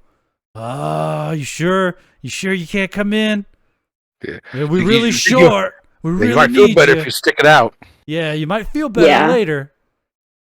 But then you know full well, and this is why if I ever was sick, I did follow through with that, because I don't give a shit what they say. If something did happen, or if I messed up on something, and if I said, yeah, that day, man, I'm sorry, I couldn't hear because I was so stopped up, my head was pounding. Yeah, I didn't do this work or do this paperwork. Then what do they always fucking say? Well, if you were sick, What? you should have stayed home. Yep, Then I fucking will. And I fucking did. that's true. So, I said, yeah. No, I'm with you. I'm with you on that 100%. Number 5, equipment or their lack of it, or the quality of equipment that you had. No, we're at 5. I'm looking at it. We're at 5. Not what mine is. You better look at it again. It literally says 5. Time off. nope. Because Yeah, we he's just did that stupid one. and he's got it backwards, remember? Yeah. So so number 6 is number 5, and number 5 was number 6. Yeah, it's backwards. It doesn't make Well, sense. I got it. It makes sense in my head now. It doesn't. But so it's number 5. It's coming from a guy who equipment- can't say leg correctly. I do say leg. You do say leg. But equipment or their lack of it, or the quality of it. So I don't know what y'all got, but we get those mag lights in the car that you would plug in. We didn't get those. Yeah, that it was like yay long, and you'd plug it Yeah. in, and most times like I also If you like check it the out- imagery of me and Banjo doing this and Katrina just going, Yeah. This enough? Is this Yeah, enough? Okay. 4 inches. That was a good one. That was a good one. 4 inches. But I remember you would take it out, it would last all of like, mine was so like used, it lasts all of like a minute and a half. We'd be like, hey, I need a new battery. We don't provide new batteries. Well, I ain't like I can just run down to the battery store. This isn't D batteries in here. This takes a certain type of rechargeable battery. This is y'all's equipment. It's in your car. Or the paint peeling. That was a good one. The paint. Mhm. I remember going to a call and a lady said, "There's no way that you're really the police." Mm. And I said, "Look at your car." That's Because insulting. I had big gray. It was a white car. I had big gray spots Yeah. where the paint has peeled off of it. She said, "I've seen cars riding around with big rims on look better than this. Old police cars look better than this one." I said, "Well, this is what we got, ma'am. I don't know what to tell you." And then it was on top of it was keep your uniform clean and your car spotless. Spotless. There's spots all over of gray paint everywhere. I can't keep this spotless. Like, You want me to look paint shop? Hey, you want me to look professional, but yet I'm rolling up in a car that looks like it's urban camouflage. I got 2 that fall into the failure of equipment. One, when I first Fire got extinguisher my malfunctioned. no, thankfully that thing was on point. But Yeah, perfect aim too. If I had a scope, you'd have been a sniper. Fortunately for the love seat, unfortunately for Banjo. exactly. So first one was when I first got my my bulletproof vest or resistant vest or whatever you want to call it. Body armor. It was. They told me it was expired Mhm. because I think you have to change them out like every 5 years, right? At least Or that's something like right. that. Yeah. Well, it was expired and it didn't fit. But they were like, "Don't worry, we'll get you a new one." And then, like 6 months later, Yeah. I got a new one. So, and then the other thing was, I was going to a burglary in process. I was headed to, and I was going over the MLK bridge, and all of a sudden, I heard my transmission fall out, and my foot went to the floor. And I had like blue lights on and everything, and my transmission, that was that. And so I'm sitting there and like I called corporal at the time and was like, I'm right here at it, but my transmission's gone. I'm like still like a mile or 2 miles away, and I'm still en route on foot. Yeah. Do you remember getting like when you first start? Remember getting your like that? We're giving you this car, and you were trying your hardest to polish that turd the best you can. oh Like, yes, it's my car. You just pop, and I had. So I had the old wigwags, and you'd be driving here, like through the car when you put lights on, you hear, and mine would. I had one that would stick and go, and you'd bang on the roof like ICB, and it would Like start spinning. CB. Tell you what, where he gets it from. Maybe it's a habit. Turn on the blue lights. Clear that one stutter. But it was so rough. Like the end, I remember the seat having a big rip in it where whoever sat before me, the gun had torn the seat, and Big you know indention. At the very least, there's the indention. oh yeah, Yeah. well, you would get in it and always lean. I was like this every time in the car, leaning, and like no matter how much you put twinkle there. toes. Y'all Yeah, know twinkle toes, right? Twinkle toes. Who I'm talking about? You don't know? Okay. Tall like Grendel. Okay, yeah. We know. I know now. Well, you know how large he is. Well, I got his hand-me-down car, and the seat that he had sat in for years was now like Bolt broke it off. was now like it was like a canyon. So I had to like bring a pillow to work so that I could see over the steering wheel. And I'm not a short person, so that tells you how like sunken in the seat was. I will give. I don't know about now. I don't know how it is there now. But when I was the chief, when I started, I will give him credit. He drove a crappy car, just like we did. I mean, he had that old brown Crown Vic, and I mean, it wasn't no better. I mean, not only the paint was peeling on it, but it was old and crappy. He didn't. I've gone to another department after I left there to another department, and we had a chief that would get an $80,000 brand new vehicle like every 6 months. And I was like, oh, I gotta give my old boss credit. He drove that crappy brown Crown Vic forever. And I'm like, he didn't waste no money on just I'm gonna buy myself a luxury car. Mm-hmm. You know, so I gotta give credit where credit's due there. But yeah, I mean, just the equipment. Absolutely. I remember not being able to get new boots. Like, there's your boots. Like I need new boots. Like oh, I think you still got some wear out of those. And I'd poke my toe out the front of it. Like, really? Because like my toe's sticking out right here. Yep. Okay, you can get some new boots. Yeah. You know. Or going back to the cars, like one of the places I worked, it was like the top 3 people had like the nicest cars, and then because we had to share cars, nobody had their own car, so those cars were running all the time. And every single car you get in, you'd crank it up, it'd be like, like it's fucking sputtering. The brakes are, whining. Everything smells just terrible. And it's like, oh, you have a brand new truck. Okay. Cool. You ever get into the... and you could take yours home. You ever get the loaner, and you're like, who decided to shake up a Dr. Pepper in here and open it up? You know, everything's sticky. Like you try like the lights, you can't even get the lights on because they're sticking. There's just little candy wrappers everywhere. Someone let a fire extinguisher off in there. You never know. Yeah. It's just all. Never know when you need to prevent some fires. Yeah. Or try to kill your coworkers. You had I think you were telling me you got into one, and they had the not the carpet floor, but the linoleum floor, whatever. I don't know what the plastic floor. Yes. Someone with an armor on it. Oh my God! What are you doing? It's like he's in the floor.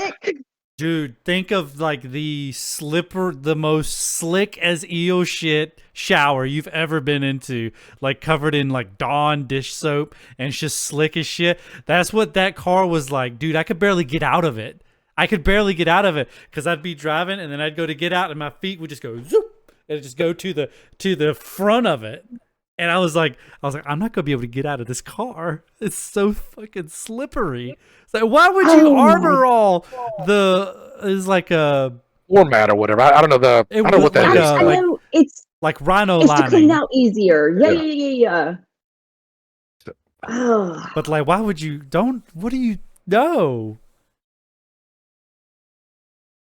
But that was yeah, and just like I said, just you know the I remember getting our uniforms done, and I probably had some of the worst looking uniforms. I remember I didn't care when you would get the seam done at the place we got our uniforms. That lady was horrible, and I didn't care. It would come out like a week later, and it looked like the Frankenstein in the pants because they it'd be all jagged, and I would just wear. So it was like, "Bo, your seam's out." Yeah, I don't care. If this is what they're going to give me, this is what I'm going to wear. Yep. I don't care. Yeah. my uniform never fit ever. Never fit me. So that would be a good segue to relate to the equipment. Would be the same shitty uniform store that they insisted on staying with. That you would get your boots 6 months out. You would get your winter coat in the summer. And, Yes, every time. And all of your orders would be wrong. Sizes would be wrong. And you see the prices and it's like, y'all are, this is quite the bracket. If you went in, it's like you were harassing them. Oh, like, yes. Oh, yes. It's like, I'm Like, so don't sorry. call and ask. I'm so sorry you have this city contract that's locked you into business forever. And I come in and I'm getting a pair of boots. I'm so sorry. Yeah. I hated going there. Hated that place. Hated Agreed. it. Will not give them a shout out on the podcast. What a turd. Nope. And like everybody used them. I don't get it. Yep. I don't either. But let's jump into number 4, and that's the write-up policy, whether it was fair across the board or not. Katrina, was it fair? No. Banjo, was it fair? Definitely not. Definitely not fair. It wasn't. Never was. And they would always, well, you can't relate that to this. That's the same exact thing happened. So and so didn't get a write-up. Scenarios. Yeah. Now I will say, and I don't know if it was you, but I'm going to throw this out there. Did you? And I'm probably wrong. Did you hit the gas? Where we had the gas pump, the poles that held up the awning. Did you hit one of those awnings? No, but I know Grendel did. No. Grendel drove off with the. Oh. He drove off with the nozzle in the gas tank because he got a hot call. It jumped the car, took off, and the gas hose is dragging behind it. Somebody take that boy's license. Let me back up. You know what? Maybe. I don't think I did any damage to it, though. Both of them were bent. There was 2 accidents. I know who one of them was, but I don't know if the other one was you or not. And because someone else complained that whoever it was that did it, the supervisor come out and shook it and said, "Yeah, that'll be fine." And there was no write-up involved. But the person who complained is the same person who was trying to mount a fire extinguisher in the trunk of a car and drilled into the gas tank. It was like, I get a write-up because I'm trying to mount a fire extinguisher, and I drilled into a gas tank. And so backs into the awning that holds up the pole that holds up the awning. And the supervisor just comes out and shakes it and says, "Yeah, that'll be fine." Okay, I do remember this now. Work hard. Yes, I did because somebody said, well, she just had to make it look like the other side. That is right. Because they were both, yes. Okay. So in the it was parade, gets away with a hit and run. Katrina does it all. Okay, I was brand spanking new. I had just come off of FTO. I was in North Region on a day shift where it was like all hell broke loose, and I don't even know what the hell I was doing because I didn't know anything. I'll tell you what, I chased a shoplifter and I drove on the curb and it unbeated my tire, and I got written up because my tire came. You shouldn't have been up on the curb. Chasing a shoplifter. You damage. All you had to do is put the tire back on. That's all you had to do. No damage. Put the tire back on the rim. You dig a pole. There we go. It all comes out. But I do remember. It was. I can barely remember the lieutenant. It was a lieutenant that went over and shook the thing and told me to get out of there. So Get out of here! You get out of here! Get back on that moped! You get. I wasn't gonna argue. I was get on that moped. Get the hell out of here! You big boy! I know what you're going to do. I know what he's gonna do. Oh my god! I forgot all about that. Wow! Exposed. Yeah. You know why you forgot about it? Because you didn't get written up. No shit.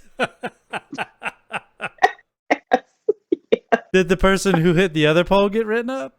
No. It was two females that hit poles, and then Grendel took off with the fire with the gasoline hose, and they couldn't just shake that and say, "Yeah, that would be fine." He said, "This is all y'all's fault because if the disconnect worked properly, I could have reconnected, and y'all would never have known."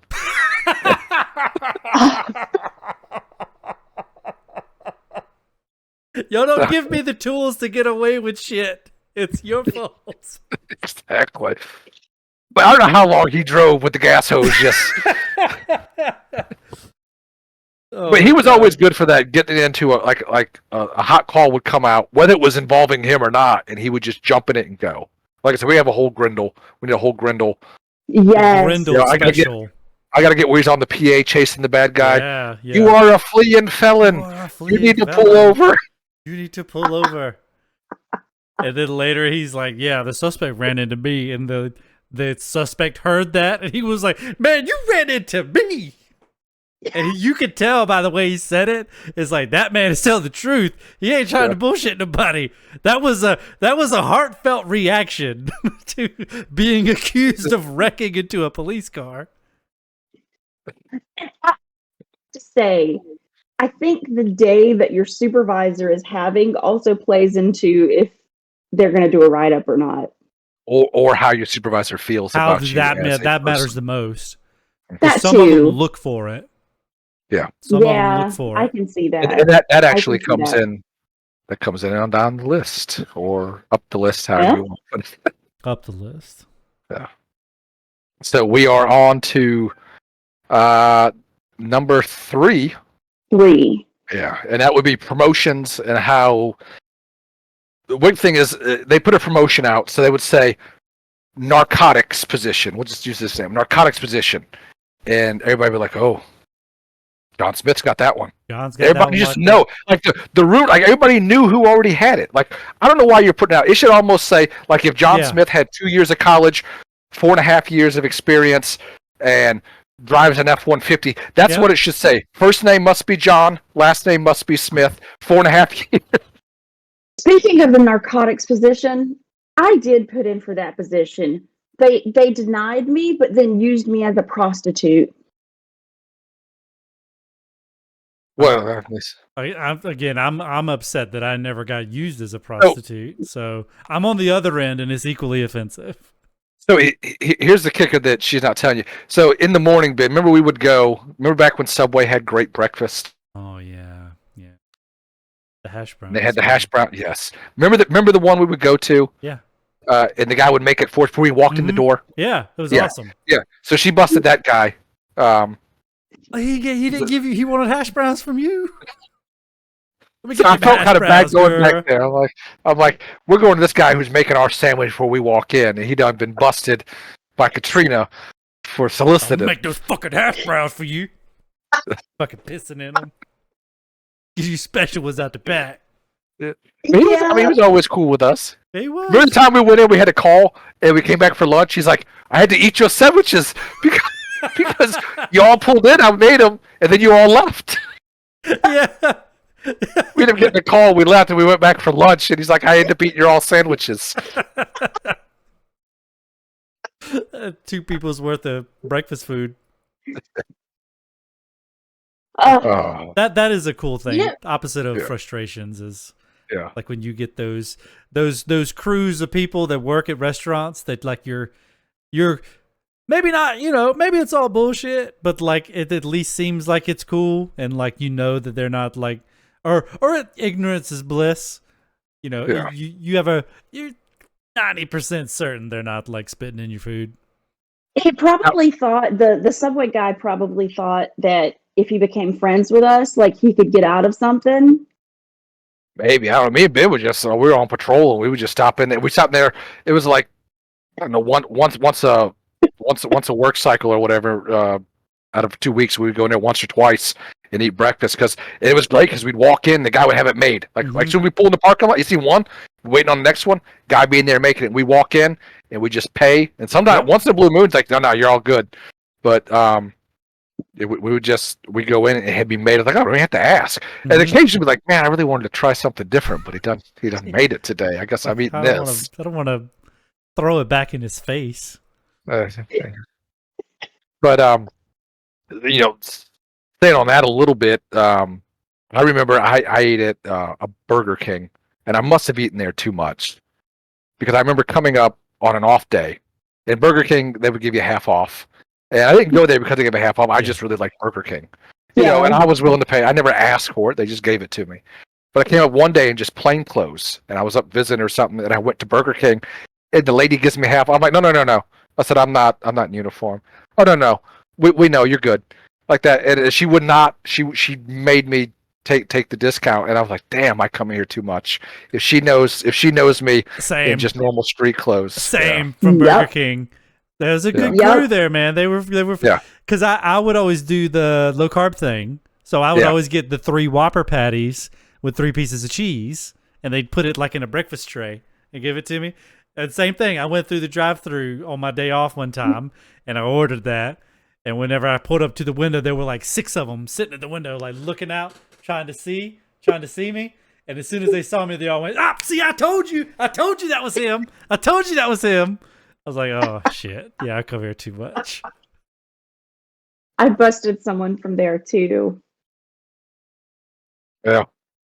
I'm sure it's everywhere, And like I said, there was some places there was a barbecue place that would give me when I changed departments and went to a different department, they would give me free barbecue, and I probably would have gone there more if they would have just either not gave me free barbecue or maybe gave me 25 or 50% off. I probably would have gone there more. But feeling they gave it to me for free, I hated going there because I felt like I was taking advantage of it. And I'm like, I really like eating here. It's really good, but y'all give it to me for free, and now I feel like I have to get a smaller quantity, and I can't come as often as I would like to because you're going to give it to me for free, and I feel like I'm mooching off y'all. Yes. Yeah. And no matter how much you argue, no, we're not charging you. So you have to throw like money in the tip jar or something. Like the Chinese place at the mall. Yeah. Yes. Yeah. By the police in China. Yep. No charge. Yep. Yeah. That lady had a great memory. You could say whatever, and then it's being made, and then like 10 minutes later when it all got made, she did everything, and she had like 8 or 9 orders, and she's just dipping it out. And I swear that whoa, like you're putting too much on the plate. Means more in Chinese, because I go just a little bit, and she would start scooping. I go, okay, that's good, and she would go. And I go, as soon as I would say whoa, and I start going faster, she just dipped faster. Go whoa, and I'm like, I must be saying more in Chinese. I don't know, but the faster I said whoa, the faster she started throwing more food on there. They went slightly viral, that place. Yeah, that place did go viral. Like a TikTok or something. Yeah. Yep. Because they had to staple the damn plate together, dude. To make it shut. It wouldn't shut.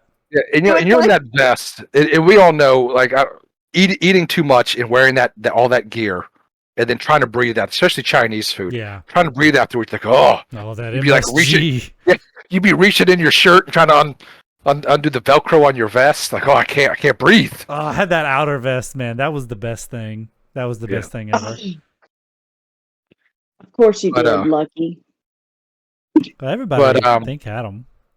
We kind of got off the promotions, but that was, it's just I just hated knowing that when a promotion would come out, 90% of the time you already knew who it was for. I mean, it's like that. Yeah. That is written for so and so, and it's like, oh, you need to apply if you want it. No, I don't. I mean, none of y'all have ever gone up for a promotion or a job and have lost to yourself. I was the only one who had put in for traffic, and then 4 or 5 months later, they repost it. I'm like, how do you repost it? I should have had that by rights. I was the only one applied. That should have been my job. And you sent me to the classes. You bought me all the gear. I'm pretty sure I was coming. Nope. Fool. That is so sad. Yeah, oh, I was a little sad. I went home and cried a little bit. I don't remember that part, Pinky. You remember the part where you hired me to be traffic? I don't remember that. Yeah. What are you talking about? So I lost to myself. I was like, ooh, I must have really messed up. I mean, they ain't nobody else applied, and they said, you got it. Did they interview you, or they just said you got it? So I got it. They sent me the class. They sent me the classes like, oh, this is what you need for traffic. We'll send you the at scene and all that. And then here's get measured for your motorcycle boots and all that. So I got all that measurements and everything. And my little stretchy pants, which I wouldn't wear now. I'm too big. But my little stretchy pants. And I was like, oh. And then 4 months later, I'm like, I think I'm going. No, I guess I'm not. It just kind of stopped. On patrol. I got a little disgruntled after that, but I kicked back from it. Took me a moment to get over my disgruntledness. Well, how did you find out that you didn't get it? I hired somebody else. Yeah, they put somebody else in there, and then I knew. They Oh yeah, they reposted it. But I said, "How are you going to repost that?" So I went to the chief at the time. I said, "Hey, listen, I put in for this, and you're reposting it 4 months later. I'm supposed to have it. What's the deal?" And he goes, "This sounds like the good old boy system." I'm like, "This is the good old boy system." And then he goes, "You ever think about working somewhere else?" You know, I think I'm done. I think I'm done here having a conversation with you because, obviously, your response is maybe you shouldn't work here. Maybe you should go somewhere else. What a absolute So- turd. Yep. So instead of solving, you're the chief. Like, oh, I can't do nothing about it now. You're the chief. You can. You can say, hey, pull that. Yeah. And this guy has it. He's going into it. That's all that's written. But you know, whatever. Once he told me that I need to go work somewhere else, or if I ever thought about working somewhere else, I said, okay. Well, I know. At least I know where I stand. And thank you for that.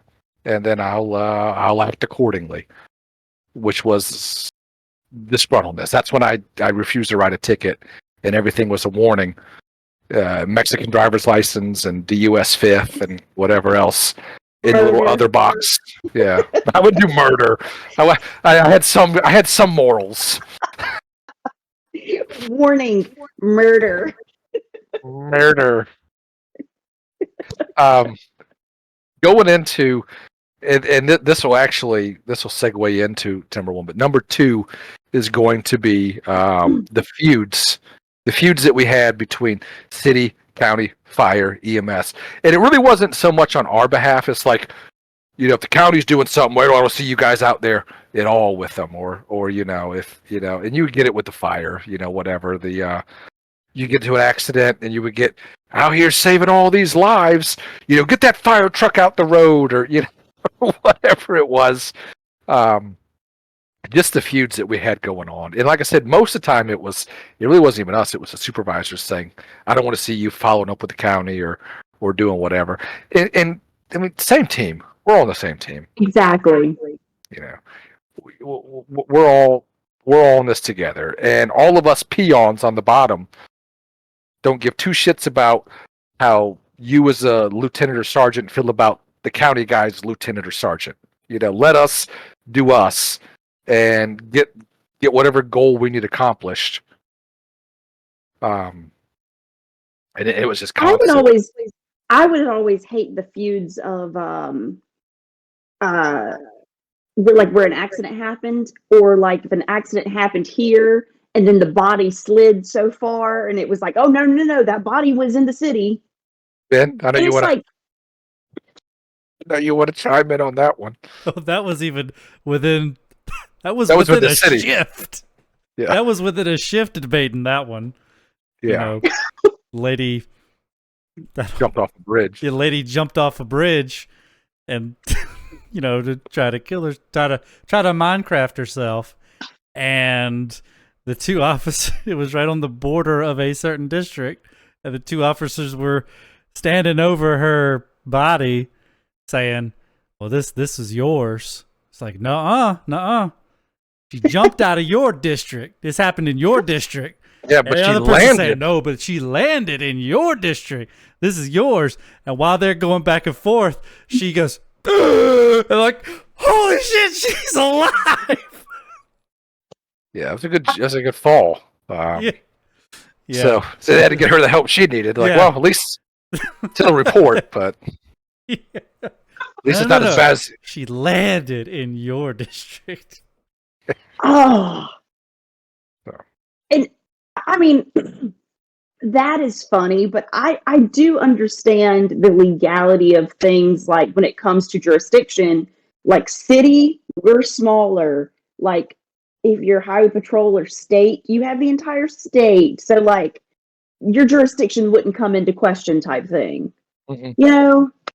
Yeah, that was a big thing. I mean, and well, county weren't going to do an accident anyhow. You know, No. at least not in this. The county doesn't do accidents unless it's involving, somebody from the city or HP. Usually HP because HP would work the city stuff or That's or highway the police patrol, department. state troopers. Yeah.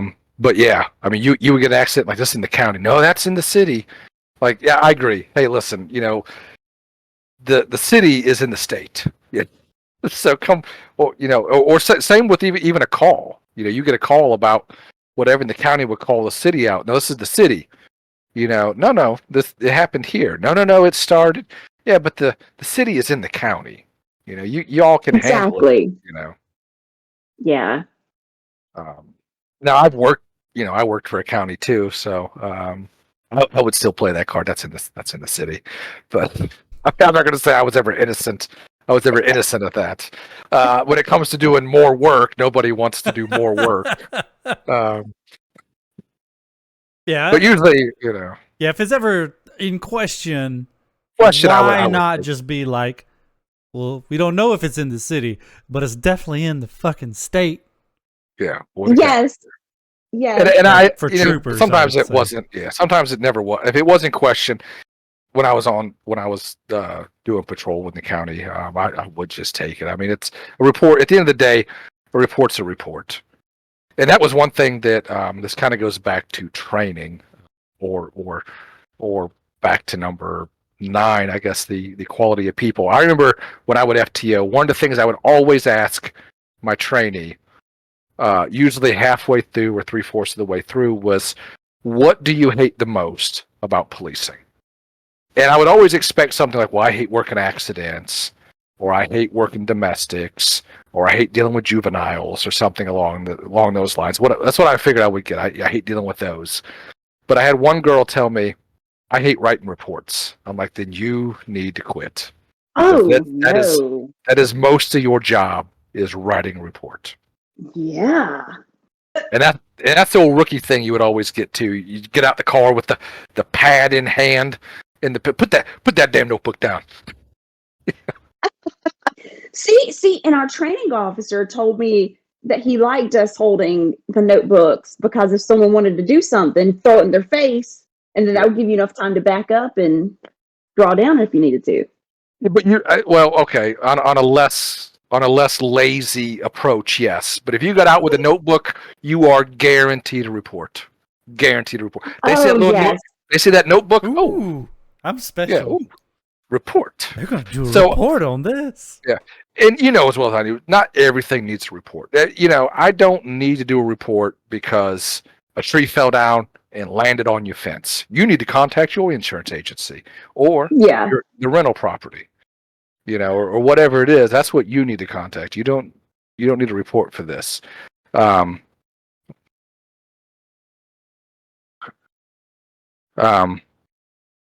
But that's interrupting there. But you don't need a report for this. And if I get out with a notepad, that's all you're going to talk about. I need a report. In being on the victim side, you really want to know that you have all your paperwork and ducks in a row. You're like, oh, do I have enough paperwork? I get it. Yeah, I get it. You want to make sure you're covered. I'd rather have it, not need it, than need it, not have it. That's how the victim feels. But theoretically, we know that you're not going to need a a report for that. You know, there's nothing Yeah. that we can do legally for you. But you got that notebook, and that's what they're expecting. Yeah, that's true. And let's drop it down to number 1. And Last one. I don't even have to look at this one. Supervision. Supervision. It's not always apparently- bad. Go ahead. No. Well, I was just going to say, apparently, you know, we didn't have the same beef, but whatever. I'm still salty about that. Listen do you here. If I don't like them, you shouldn't like them.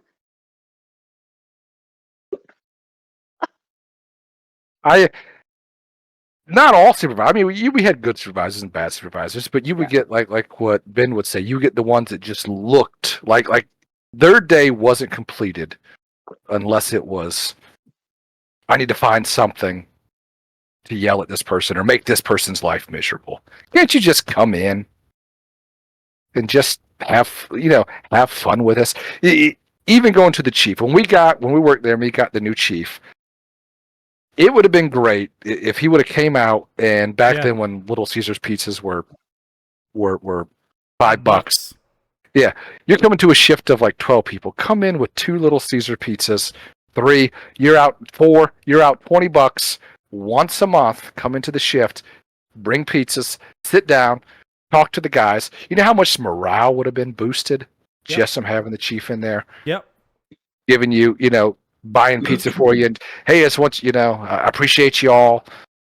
Whether it's the same thing they tell us to talk to civilians about, whether you mean it or not. Come in and at least act like you care. Act like you care, exactly.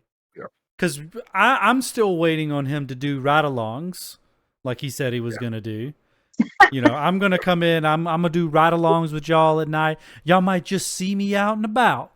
I'm not above moving somebody out of a position to, if they're not cutting it, then I'll move somebody right in that position that we'll see if they, give them a chance. Yeah, I'm still waiting on all that because none of that ever happened. Spoiler alert, it never happened and never will.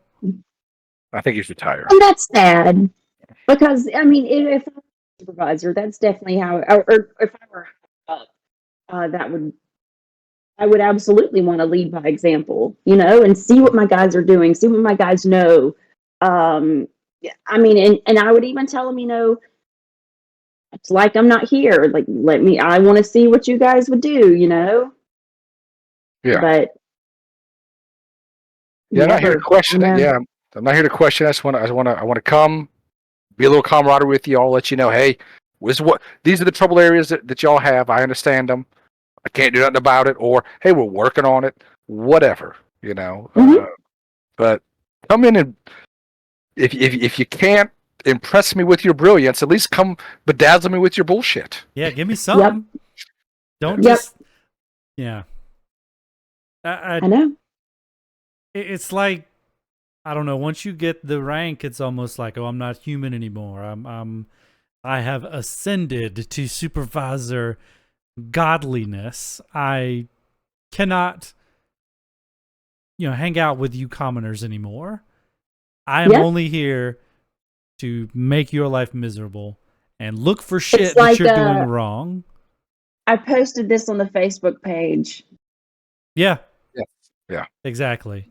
And it's really like a switch goes off, and it's like, we've known people that we were on the street with numerous, and they become supervisors or whatever. We're not even working there anymore, and we try to talk to them, and it's just like, peasant, move along, peasant, you are below me. Who are you? Yeah, like, dude, we hung out all the time, drank at your house, what did whatever, I know. and now you don't even know me, and especially at the location in question. It was like they got points. They got supervisor. It's a system. It's a point system. They get supervisor points the more they fuck with people that are underneath them, and then all the other supervisors above them are like, good job, keep it up. Like they're getting praised for that, and it's like kudos. You get kudos for the more trouble that you can get your people into. For being a dick. Yeah. Yeah. Dick points. Yeah. Well, I and need a I ton of always those. said that. Yeah, I always said like if I was a supervisor and I knew my guys, hadn't had lunch or hadn't, I mean, I would offer to say, "Hey, let me go get this call. You go eat, or you grab something to eat real fast. Or if you're stuck at a crime scene, hey, let me at least bring you something." You know, Oh, instead, mine would be sitting at a restaurant themselves. While haven't had a break all day. well, I'm on second breakfast. It's for real. Yeah. Yeah. We had supervisors that would sit across and watch us eat, I was about and to you say. couldn't. Yeah. Yeah, you couldn't enjoy your meal, let alone like you didn't want two cars being there. Period. Like, what are you all eating together? Oh well, because I want him to watch my back or her to watch my back while I'm watching theirs, and someone to eat with. I don't want to sit here eating a sandwich, by myself. Why you have to sit there and watch me? Why don't you come join us? Why are you sitting in the parking lot across the way, watching us eat and timing how long it takes us to eat, and then Yeah. yell at us about it? Yeah. And see, mine Absolutely. was even worse than that because she would do that on calls. She would go and she would go and wait across the street and watch us on calls and see how long we were sitting there talking with each other afterward, and see which direction we left afterward. Oh, y'all left the same way. Y'all must keep going to go hang out afterwards. Shit like that. Yeah. Meanwhile, That is beyond ridiculous. 2013, worst year of my life. Easy. Oh, let's finish it off with a what did we learn? What did we learn? I learned that there is bad, but there is always good memories with the coworkers that I've had. Oh yeah, that's good. Even though even the worst days, we can look back on and find something to laugh about. Yeah. No, I'm good with that. That's good. I wouldn't trade a lot of the stuff. I mean, even though as shitty as a lot of it was, looking back on it, it's I wouldn't say fond memories, but it is memorable memories. Yeah. Ben? I learned that if you're the right person, 4 inches will pass. They will That's a make big 4 4 inches inches. pass. That's like shoulder width. If that's what you're saying. It's 4 inches. I don't. Well, 4 inches. Bless your wife. and then I'm gonna keep mine on the jokey manner. Never kiss your mom on your dad's birthday. How'd you learn that today? I don't know. There was something funny out. You just had that epiphany. We're sitting here talking about inches and shitty supervisors.